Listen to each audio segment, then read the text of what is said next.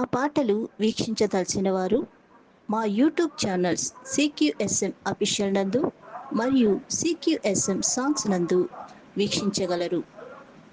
ఎఫెసీయులకు రాసిన పత్రిక 2వ అధ్యాయము 12వ వచనం చదువుకుందాం ప్రియులారా. ఆ కాలమందు ఇశ్రాయేలీతో సహపౌరులు కాక పరదేశులను, వాగ్దాన నిబంధనను లేని పరజనులను, నిరీక్షణ లేనివారును, లోకమందు దేవుడు లేనివారినై ఉండి క్రీస్తుకు దూరస్తులై ఉంటిరని మీరు జ్ఞాపకము చేసుకునండి.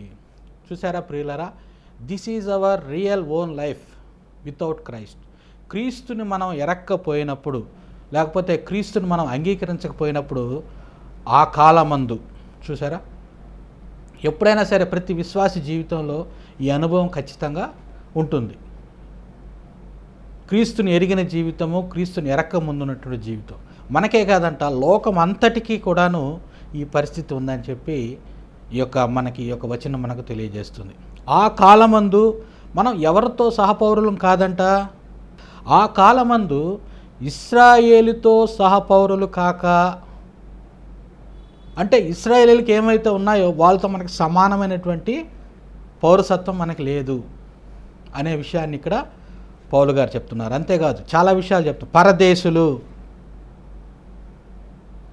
పరదేశులు, తర్వాత వాగ్దానములు, నిబంధనలు లేనటువంటి పరజనులు, తర్వాత నిరీక్షణ లేనివారు, లోకమందు దేవుడు లేనివారునై ఉండి. చూసారా, ఎన్ని విషయాలు క్రీస్తుని కానీ మనము క్రీస్తుకు దూరస్తులముగా ఉంటే ఏ విషయాలు మన జీవితాలు ఉంటాయో ఇక్కడ పౌలు గారు చెప్తున్నారు. మనకి ఇశ్రాయేలుతో కూడా సహపౌరులం కాదట. అంటే ఎవరో మనం అన్యజనులు, పై వచనంలో కానీ మనం కానీ గమనిస్తేనా, కాబట్టి మునుపు శరీర విషయంలో అన్యజనులై ఉండి, అంటే అన్యజనులు అనే దానికి ఫుల్ ఫామ్ వచ్చేటప్పటికి మనం ఇశ్రాయేలీలతో సహపౌరులము కాము. సహపౌరులు కాకపోతే మనకి ఏముంటుంది, ఇంకా లోకపరమైనటువంటి అనేక సమస్యలు, అంటే లోకస్తులముగా జీవిస్తామని. అలా ఉండేటప్పుడు ఏముంటాయి చెప్పండి, అనేక సమస్యలు, మోసాలు, కుటుంబ సమస్యలు, వేదనలు, బంధువుల మధ్య ఉన్నటువంటి ఘోరమైన సమస్యలు, చూసారా, నిందలు, డబ్బుల సమస్యలు, డబ్బు పరమైనటువంటి అనేకమైన కష్టాలు, వీలైతే కుటుంబాలను విడగొట్టేవారు మన చుట్టూ ఉండడం, తర్వాత మనిషికి ఎడాన్ని పెట్టి పాలించడం, కుటుంబ సభ్యులు వల్ల వచ్చేటటువంటి నష్టాలే కాకుండా సరైన భాగస్వామి లేకపోతే వచ్చేటటువంటి సమస్యలు. అవునా కాదండి? అంటే క్రీస్తు నాకు దూరంగా ఉంటే ఏ విషయాలు మనం తప్పిపోతామనే విషయాన్ని మొట్టమొదటిగా వారితో సహపౌరులం కాదు. అంటే మనం అన్యజనులు అయితే ఇలాంటి సమస్యలనే ఉంటాయి. ఇంకా చెప్పాలంటే సొంత బంధువుల వల్ల చాలా సమస్యలు మనకి వస్తాయి. ఇంకా మన యొక్క బంధువులు మన సొంత విషయాల్లో కలగజేసుకొని సరైన న్యాయం తీర్చకపోవడం, గమనించారా, న్యాయం లేని తీర్పులు తీర్చడం, నీకు రావాల్సిన ఆస్తులను ఇవ్వకుండా మేనమామలు కావచ్చు, పెదమ్మలు కావచ్చు, లేకపోతే అక్కలు కావచ్చు, వీళ్ళందరూ కూడాను ఒక పరమైనటువంటి కుట్రను తయారు చేసి ఒక కుటుంబాన్ని అన్యాయం చేయడం, ఇచ్చిన మాట నిలబెట్టుకోకపోవడం పెద్దలు, గమనించారా. ఇలాంటివన్నీ ఇంకా చూడొస్తే మనం కానీ గమనిస్తే భయంకరమైన మోసం, దగ, సత్యం లేకపోవడం, చెప్పిన మాట ప్రకారంగా ఉండకపోవడం, నిజం మాట్లాడితే వారి జీవితాలు వ్యతిరేకత. నిజంగానే మాట్లాడామనుకోండి, ఇంక బంధువులందరూ ఏమైపోతారు, పెద్దవాళ్ళుగా ఉండి మీరు ఈ పని ఎందుకు చేశారు, ఇలా చేయకూడదు కదా, మా కుటుంబానికి అన్యాయం చేయకూడదు కదా అని ఎవరన్నా మనం కానీ చేస్తే, పౌరసత్వం గురించి మాట్లాడుతున్నాం, ఇవన్నీ బంధువుల మధ్యలో ఉంటాయి, స్వాస్థ్యాల విషయంలో ఉంటాయి, ఆర్థికపరమైనటువంటి తాతలు సంపాదించినటివో, తర్వాత కుమార్తెకో సక్రమంగా విభాగించి ఇవ్వాల్సినటువంటి ఆస్తుల విషయంలో సమాన పౌరసత్వం లేకపోవడం.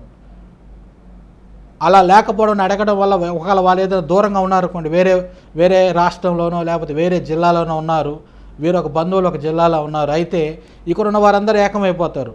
దూరంగా ఉన్నవారికి భయంకరమైన మోసం, భయంకరమైన అన్యాయము చేస్తారు. చూసారా ఇలాంటివన్నీ.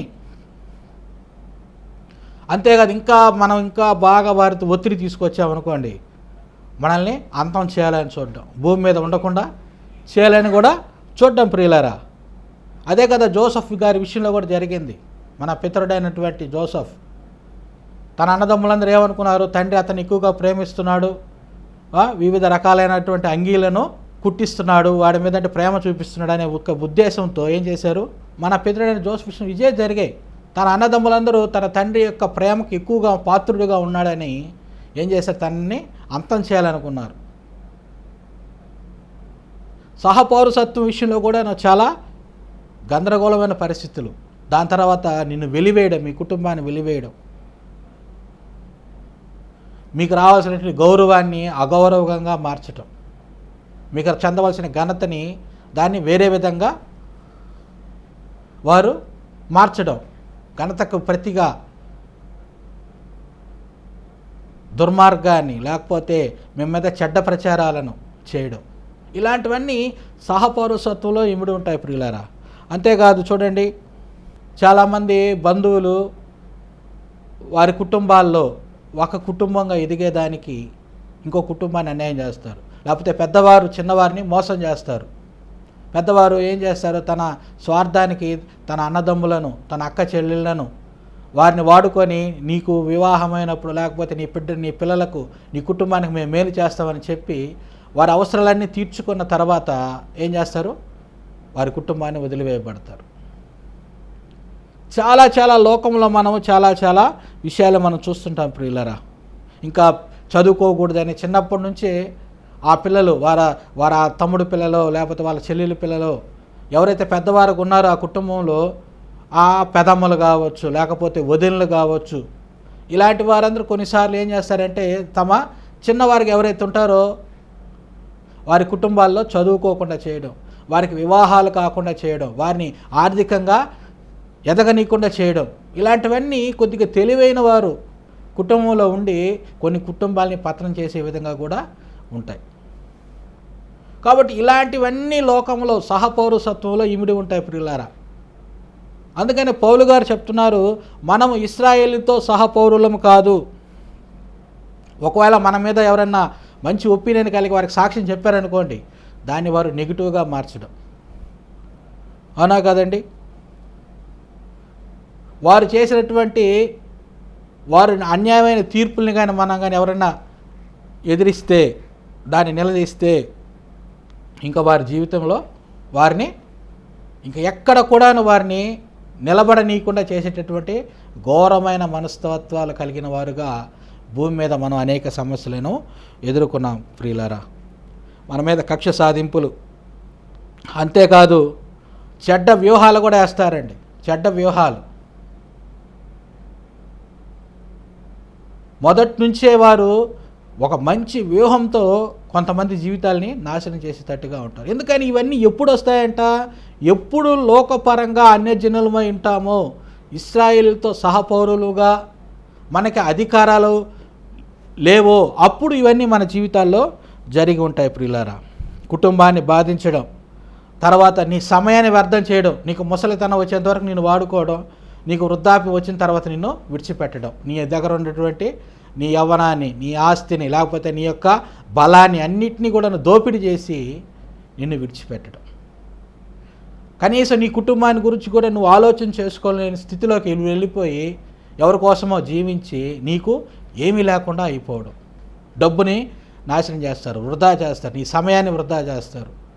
ఇవన్నీ కూడా ప్రియులారా ప్రతి ఒక్కరి జీవితంలో ఎక్కడొక దగ్గర మనము ఇబ్బంది పడిన వారముగా ఉంటుంటాం. నమ్మకంగా ఉంటారు, మళ్ళా మనతో ఎలా మాట్లాడతారంటే వారి వెనకాల ఉన్నటువంటి హృదయంలో ఉంటున్న అంతరంగంలో ఉంటున్న ఆలోచనలు మనకి కనబడనీయకుండా పైకి మనకు మంచిగా మనకు మేలు చేసేవారుగా మనకు కనపడతారు. మన బంధువులే కావచ్చు, మన స్నేహితులే, వీళ్ళల్లో మనం కానీ చూసుకుంటే ఎవరో ఒకరు ఏదో ఒక కోణంలో మనకి కనపడతారు. అందరం అలాగా చాలామంది నష్టపోయిన వాళ్ళమే. మంచిగా మాట్లాడతారు, అసలు నా భవిష్యత్ అంతా వీళ్ళే తీర్చిదిద్దేస్తారు, నన్ను గొప్పవారిగా చేస్తారనే విధంగా నమ్మకమైనటువంటి మాటలను మనకి చెప్తారు. ఇంకా ఒక విధంగా చెప్పాలంటే వారు మన దగ్గరికి గొర్రె చర్మం కప్పుకొని వస్తారు, మన దగ్గర ఉన్న డబ్బుల్ని లాక్కునేదానికి, లేకపోతే మన దగ్గర ఉన్నటువంటి ఆ యొక్క యవ్వన బలాన్ని వారికి మన ఉపయోగకరంగా మార్చుకొని వారు ఎదిగేదానికి మనల్ని అలా వాడుకునే దానికి మన దగ్గర గొర్రె చర్మాలు కప్పుకొని పైకి గొర్రెల్లాగా సాధు జంతువులాగా వస్తారు. కానీ వారు లోపల క్రూరమైన తోడేళ్ళు. అలాగ నష్టపోయిన వారు జీవితాల్లో అనేక మంది, లక్షల మంది మనం చూడగలం ప్రియులారా. అయితే మనకందరికి కూడాను ఒక గొప్ప శుభవార్త ఏంటంటే యేసుక్రీస్తు ద్వారా మనము దేవునితో సమీపస్తులుగా ఉన్నాం.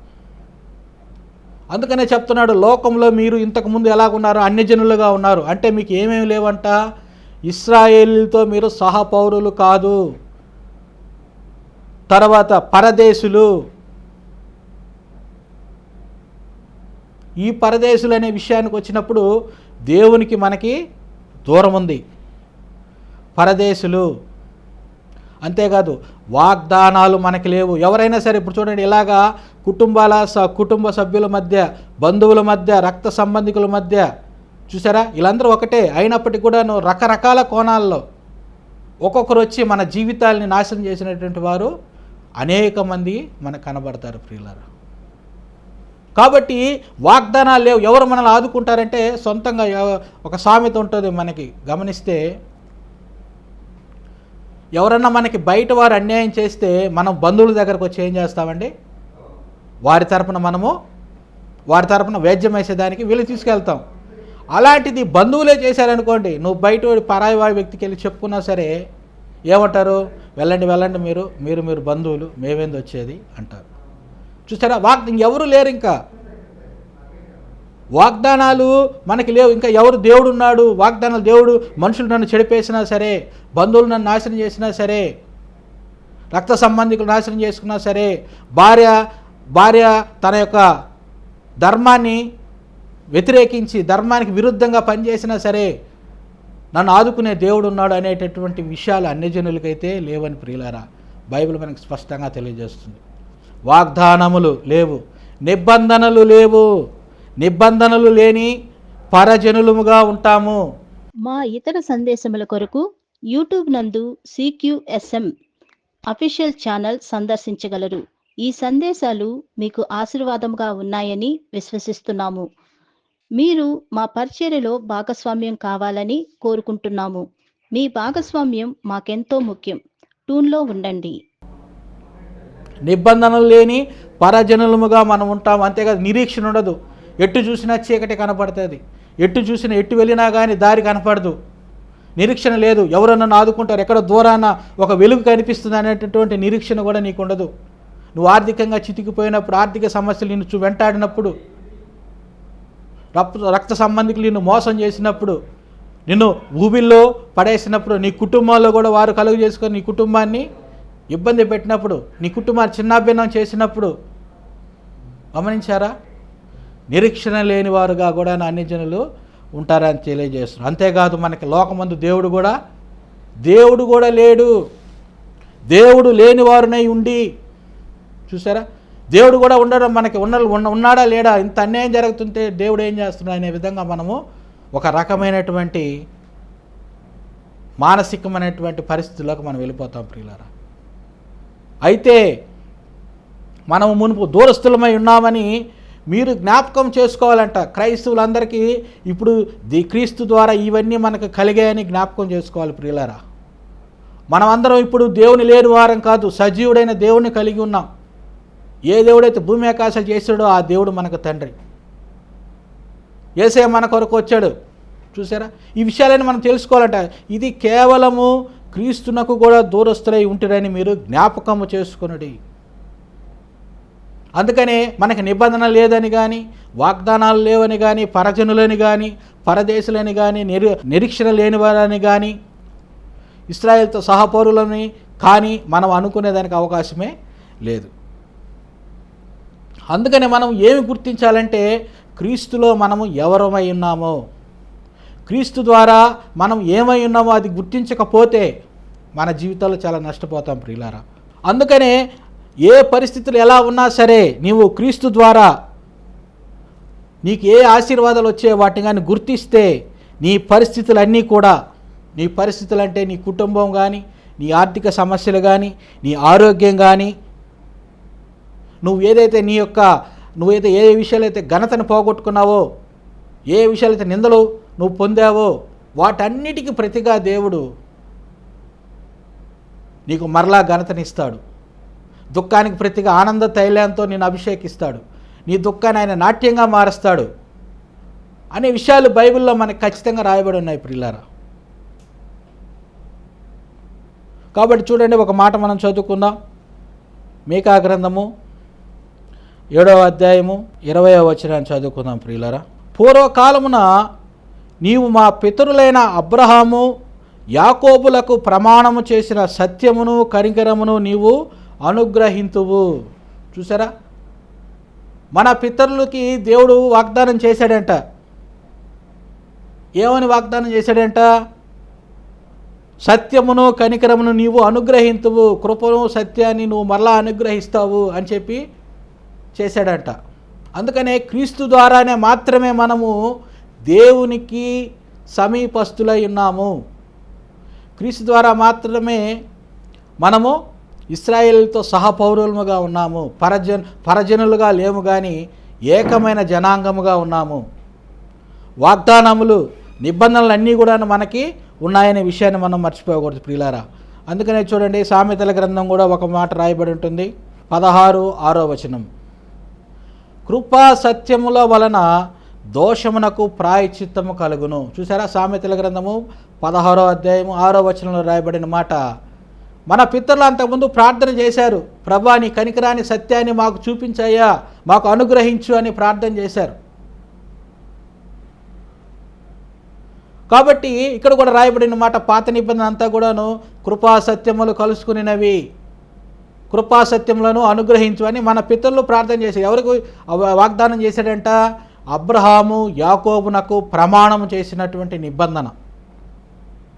ఈ సామెతల గ్రంథం 16వ అధ్యాయం 6వ వచనంలో కూడాను కృపా సత్యముల వలన దోషమునకు ప్రాయశ్చిత్తం కలుగును. అంటే యేసుక్రీస్తు ద్వారా ఇశ్రాయేలీయులకి ఎటువంటి ఆయన హక్కులు ఇచ్చాడో, ఎటువంటి నిబంధనలు ఇచ్చాడో, ఎటువంటి వాగ్దానాలు ఇచ్చాడో, ఎటువంటి నిరీక్షణ ఇచ్చాడో వాటన్నిటినీ కూడాను యేసుక్రీస్తు ద్వారా తండ్రి అయిన దేవుడు మనకి అనుగ్రహించినాడు ప్రియులారా. చూడండి, దానికి ఆధారంగా యోహాను సువార్త 1వ అధ్యాయము 17వ వచనాన్ని చూడండి. ధర్మశాస్త్రము మోషే ద్వారా అనుగ్రహింపబడెను, కృపయు సత్యమును యేసుక్రీస్తు ద్వారా కలిగెను. చూసారా, మన పితరులకి ఏదైతే వాగ్దానం చేశాడో ఆయన క్రీస్తు ద్వారా మనకి కృపను సత్యమును కలిగెను. వారికైతే అనుగ్రహింపబడ్డాయి, మనకైతే కలిగింది. ఎందుకంటే అది మన పితరుల యొక్క ప్రార్థన అయింది ప్రియులారా. గమనించండి, నువ్వు ఏ ఏరియాలో అయితే, ఎక్కడైతే నువ్వు నిరీక్షణ లేకుండా, వాగ్దానాలు లేవు, నిబంధనలు లేవు, దేవుడు లేడు నాకు అని నువ్వు అనుకుంటున్నావో, అయితే నీకు గొప్ప శుభవార్త, యేసుక్రీస్తు ద్వారా నీకు కృపా సత్యము దేవుడు అనుగ్రహించి ఉన్నాడు. ఈ కృపా సత్యాలు దేనికయ్యా అంటే దేవుని యొక్క వాగ్దానాలు నీకున్నాయని, ఇశ్రాయేలీయులతో నువ్వు సహపౌరులవని నువ్వు తెలుసుకునేదానికే. అందుకని అది ఉచితంగా దేవుడు కృప ద్వారా ఉచితంగా అనుగ్రహించాడు. నువ్వు అన్యజనుడిగా ఉండేటప్పుడు వీటన్నిటికీ నీకు అర్హత లేదు, కానీ యేసుక్రీస్తు వచ్చేటప్పుడు ఆయన్ని నువ్వు విశ్వసించినప్పుడు వీటన్నిటి నువ్వు పొందుకున్నవాడివిగా ఉంటావు ప్రియులారా. ఇది నువ్వు గ్రహించాలి. చూడండి, దీనికి ఆధారంగా ఇంకో మాట మనం జ్ఞాపకం చేసుకుందాం. గలతీయులకు రాసిన పత్రిక 3వ అధ్యాయము 13-15 వచనాలు ప్రియులారా.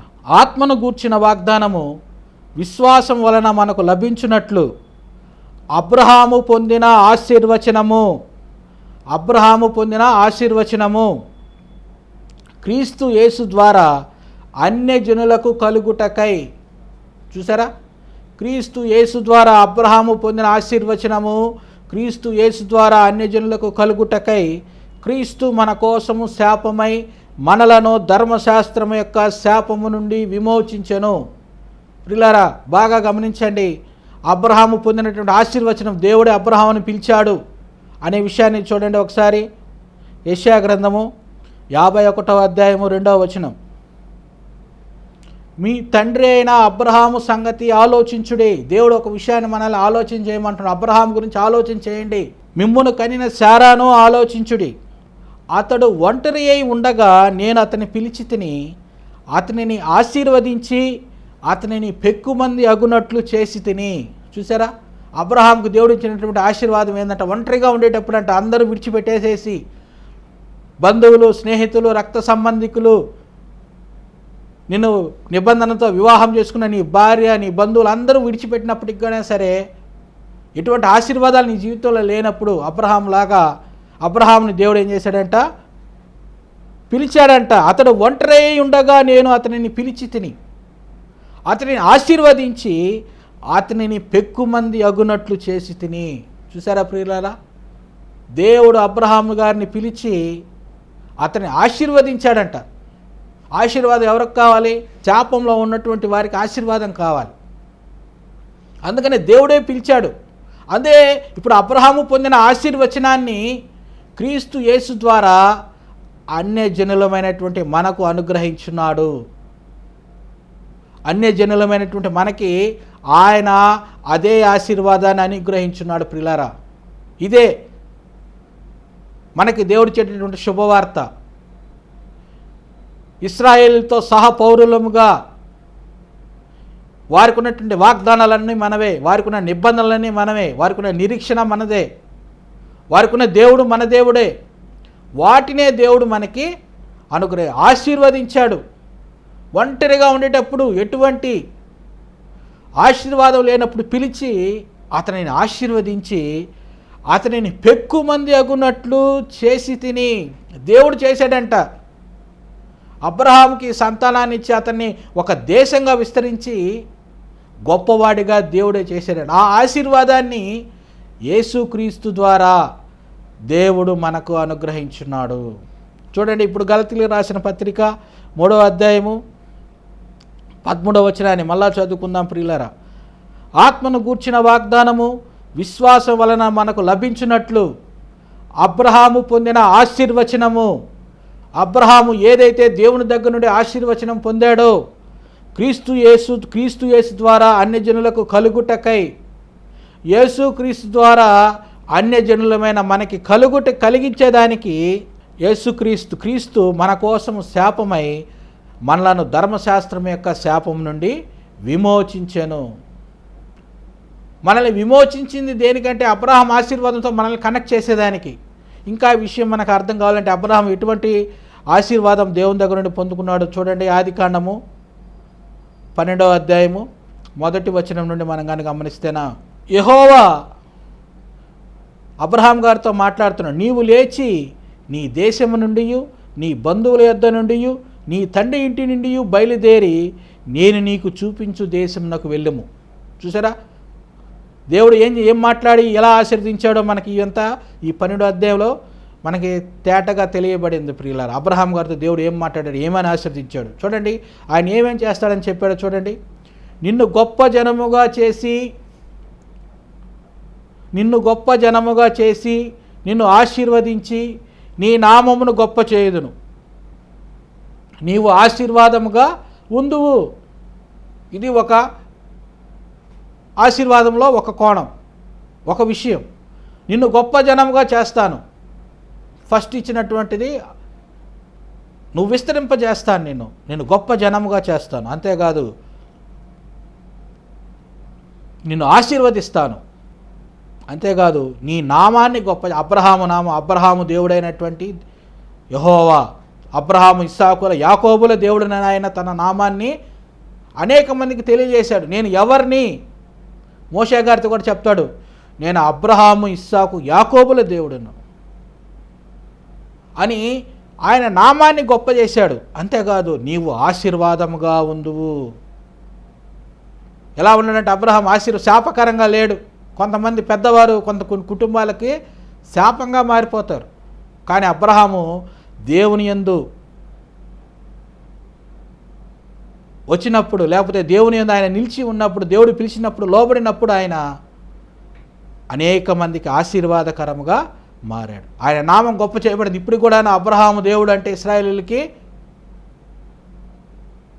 మా పితరుడైన అబ్రహాం అని చెప్పి వారు మాట్లాడతారు పిల్లారా. కాబట్టి నీ నామాన్ని నేను గొప్ప చేస్తాను. నీ నామము గొప్ప చేయబడాలి అంటే, నీ పేరు ప్రఖ్యాతులు విస్తరించబడాలంటే యేసుక్రీస్తు ద్వారా నువ్వు ఆశీర్వదించబడిన వాడివి, నీ నామం కూడా గొప్ప చేయబడుతుంది. ఇంతవరకు నువ్వు ఎవరికి తెలియకుండా సీక్రెట్గా ఉన్నావేమో, అది అనేక మందికి దేవుడు గొప్పగా ఉండేటట్లుగా చేసే ఆశీర్వాదాన్ని అబ్రహాంకు అనుగ్రహించున్నాడు. చూడండి, అదేవిధంగా ఆదికాండము 12:3 కింద వచనం, నిన్ను ఆశీర్వదించు వారిని ఆశీర్వదించేదను. చూసారు, ఎవరైనా వచ్చి అబ్రహాంతో అయ్యా నువ్వు గొప్పవాడి, నువ్వు ఆశీర్వాదంగా ఉండంటే దేవుడు అబ్రహామును ఆశీర్వదించటం మూలముగా వారిని దేవుడు ఆశీర్వదిస్తాడట. ఎవరైనా దూషించారనుకోండి, నిన్ను దూషించు వారిని శపించేదను. This is the very very very big mystery. Abraham Aashirvadam ఒక భయంకరమైన మిస్టరీ ఏంటంటే, ఎవరైనా సరే అబ్రహాంను దూషించారా, వారిని అబ్రహాం ఏం చేయబలేదంట, దేవుడు వారిని శపిస్తాడు. ఇది నాన్న కొంతమంది మనల్ని వారి కళ్ళు చూస్తే వాళ్ళ కళ్ళు కానీ మనల్ని చూసాయంటే మనము ఏమైపోతాం, భయంకరంగా మన జీవితాల్లో సమస్యలు వస్తాయి. వారు మనం బాగుండేది చూస్తే వారు కుళ్ళుకుంటారంటే, లేకపోతే వారు మన మీద అసూయపడ్డారంటే మనము నాశనం అయిపోతాం అని చెప్పి కొంతమందిని గురించి భయపడుతుంటారు. కానీ అబ్రహాం ఆశీర్వాదంలో దేవుడు అలాంటివి పెట్టలేదు ప్రియులారా. నిన్ను ఎవరైనా సరే వారి మనసులో నిన్ను గురించి దూషించినా సరే దేవుడు వారిని శపిస్తాడంట. ఇంకా నువ్వు ఎటువంటి బ్లాక్ మ్యాజిక్లకు కానీ, ఎటువంటి మనుషుల యొక్క కళ్ళకు కానీ, ఎటువంటి నల్ల పిల్లులకు కానీ, ఎటువంటి వాటికి నువ్వు భయపడాల్సిన అవసరం లేదు. ఎందుకని నీకు వాగ్దానం ఉంది, నిబంధన కూడాను దేవుడు మనకి అనుగ్రహించున్నాడు. నిన్ను దూషించు వారిని శపించేదను. నిన్ను ఎవరైతే దూషిస్తారో వారిని నేను శపిస్తాను. ఒకవేళ నీకు తెలియకపోవచ్చు నిన్ను దూషించేవారు ఎక్కడున్నారో. వారు ఎక్కడ నీ ఎదురుగా నిన్ను ముఖస్తుతి చేయొచ్చు, ఎదురుగా నిన్ను పొగడొచ్చు, ఎదురుగా నిన్ను కనపరచవచ్చు. నీ వెనకాల వారి మనసులు ఏమనుకుంటున్నారో దాన్ని కూడా నేను గుర్తించి నీకు శాపమే లేకుండా చేస్తానని దేవుడు వాగ్దానం చేస్తున్నాడు ప్రియులారా. ఇది అబ్రహాముకి ఇచ్చినటువంటి వాగ్దానం. అంతేగా చూడండి, భూమి యొక్క సమస్త వంశములు నీ యందు ఆశీర్వదించబడునని అబ్రాముతో అనగా. గమనించారా? అంతేకాదు, ఇంకా పెద్ద ఆశీర్వాదం ఏంటంటే అబ్రహాంకు ఉండేది, నీ మూలముగా సమస్త వంశములు ఆశీర్వదించబడును అనే వాగ్దానము, అనే నిబంధన దేవుడు మనకి ఇచ్చున్నాడు. అందుకనే అబ్రహాము పొందిన ఆశీర్వచనము అన్యజనులకు కలుగుటకై. చూసారా, ఈ ఆశీర్వాదము మనకి అబ్రహాముకి ఏదైతే దేవుడు ఆశీర్వదించిన ఆశీర్వాదము యేసయ్య ద్వారా మన మీదకి వచ్చి ఉన్నది అనే విషయాన్ని మనం గ్రహించాలి ప్రియులారా. మీ యొక్క ప్రార్థన అవసరతల కొరకు సంప్రదించవలసిన మా నెంబర్లు 8333825159 మరియు 9866699588.